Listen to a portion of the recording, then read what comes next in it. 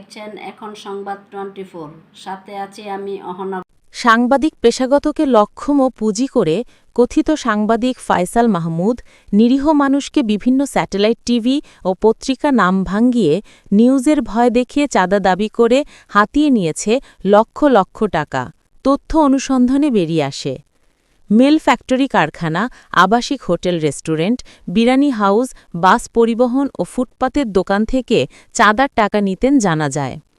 অনুসন্ধানে আরও বেরিয়ে আসে একাধিক সাংবাদিক পরিচয়পত্র বহন করে আসছে দিনের পর দিন, যার প্রমাণ হয় একজন ভুয়া সাংবাদিক ফয়সাল মাহমুদ মানুষের সাথে মারামারি করে শরীরে আঘাতে চিহ্ন বানিয়ে এখন ভিক্ষা করছেন মানববন্ধন করে।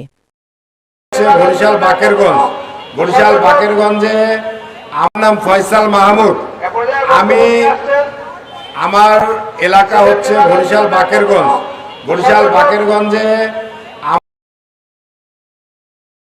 আমি একজন সংবাদক, 25-30 জন এরা আইসা আমার দুই পায়ে এসএস রড দিয়ে বাড়ি।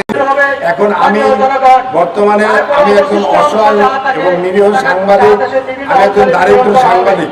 সেই দারিদ্র সাংবাদিক হিসাবে আমার বিশেষ অনুরোধ প্রধান উপদেষ্টা থেকে শুরু করে সেনা প্রধান থেকে শুরু করে দেশের যত দল আছে, রাজনৈতিক দল আছে, সবার কাছে আমি দয়ার ভিক্ষা চাই আমার চিকিৎসার জন্য। এই মুহূর্তে যে আমি চিকিৎসা করাবো সেই অবস্থানটা আমার নাই। আমার ঘরে কালকে চাল ছিল না রান্না করে খাওয়ার মতো, আমি